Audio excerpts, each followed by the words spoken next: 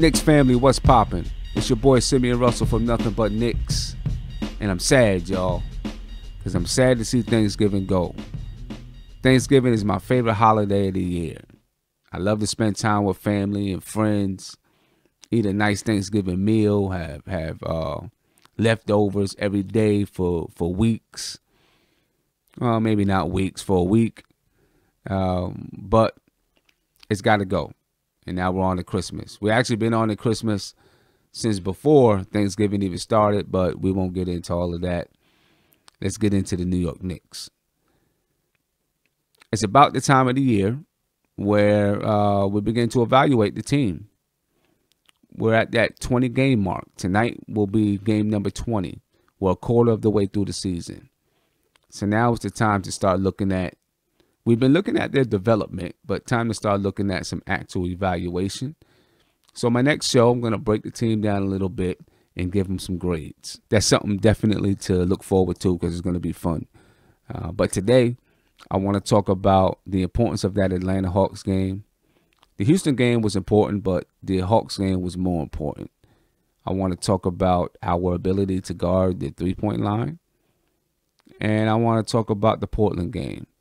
All right, so this is your boy. Let's get into it. Bellinelli takes the three, finds some room, tries again, and hits two big threes from Bellinelli.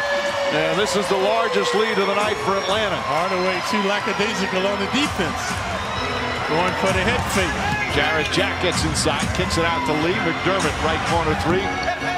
Knicks seem like they're rushing all their shots, Bob. McDermott aiming his shots, so they're showing lack of confidence now. And this one's starting to slip away for the Knicks. As we hit 2 minutes remaining, they're down 11. Prince, corner three. That's good.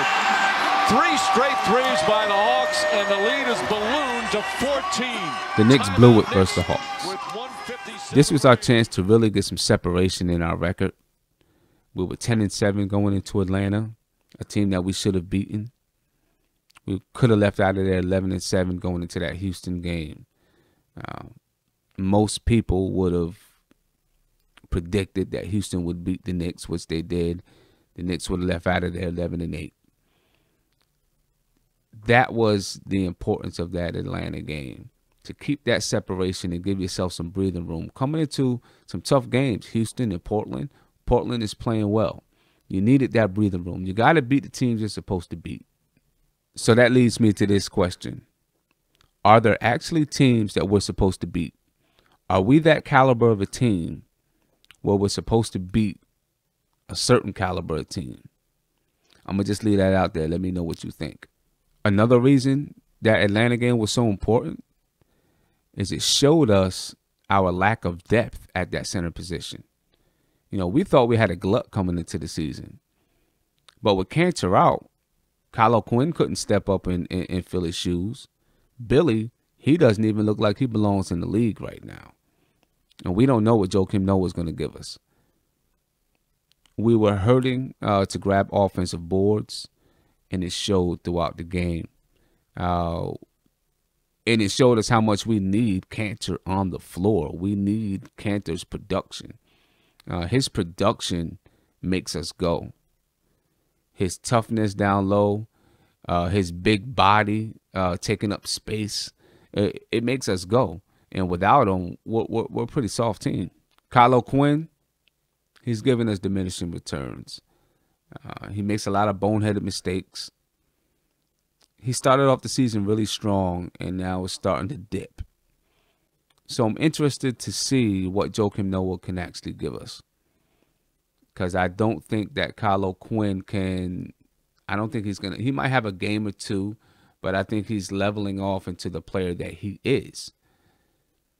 So I want to see, we're not going to expect Joakim Noah to score, but let's hope he can come in, grab rebounds, play defense, give us some more length on the floor. Billy's not going to give us much this year. I'm really starting to believe that he's a G League player right now, and he's not going to give us much. So, Joakim Noah, I'm hoping that you can come in and give us something, and, you can add some depth to this center position. let's discuss our inability to guard the three-point line. And we've all seen it versus various teams, various players, even Ricky Rubio.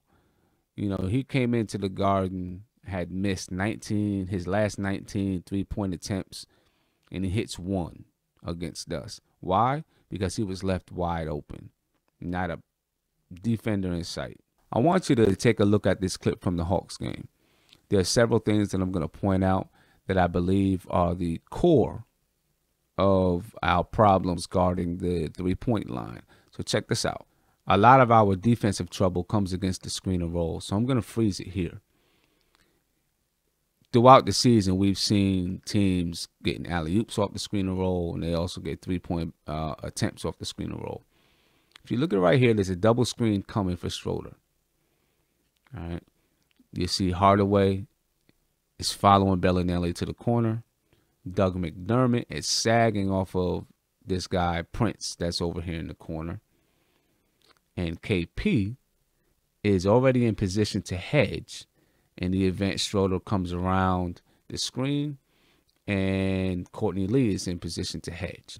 Rolling it forward just a little bit, you'll see that Schroeder decides to take the screen to KP's side. Trailing the play is Jarrett Jack for two reasons. One, he can't keep up with Schroeder, and two, he just came off of a screen. So what happens? KP has to help out. Now, he was already hedging, so he's already in position. But this gives KP's man a free lane to roll to the basket. So that forces Doug McDermott to sag in and help out on KP's man to make sure that Schroeder doesn't get an alley-oop. Schroeder recognizes McDermott helping out and decides to make the cross-court pass to Prince.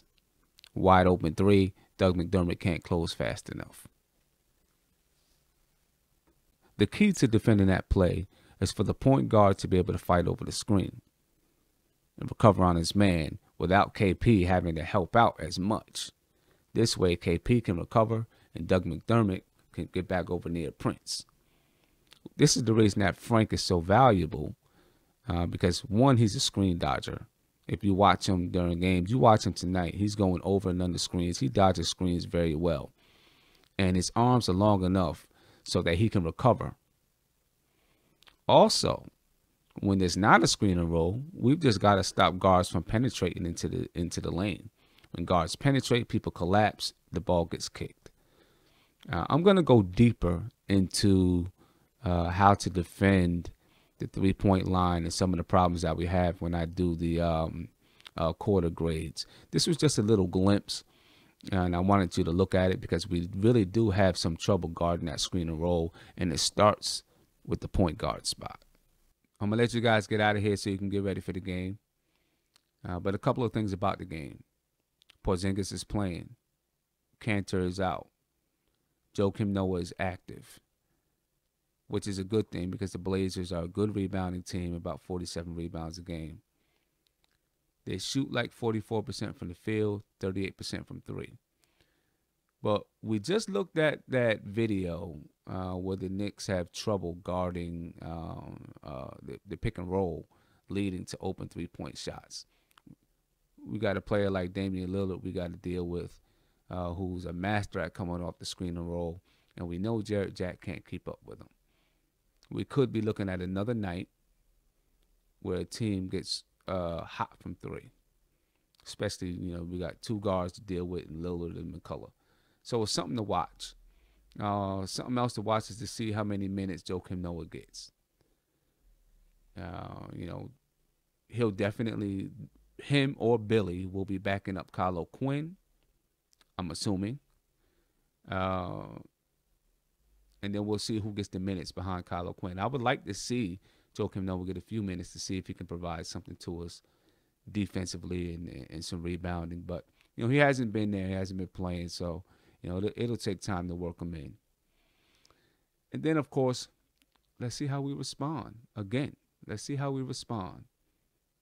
Let's see what we do. Let's see if we come back. We're at home. We usually play well at home. Let's see if we come back with some energy and some grit. And if we get a big lead, keep it. Well, look, I'm going to let you guys roll. I know this is coming out pretty late. Hopefully you get a chance to check it out before the game. But I'm coming with that quarter season report card, and it's going to be pretty good. So I'll holla at you.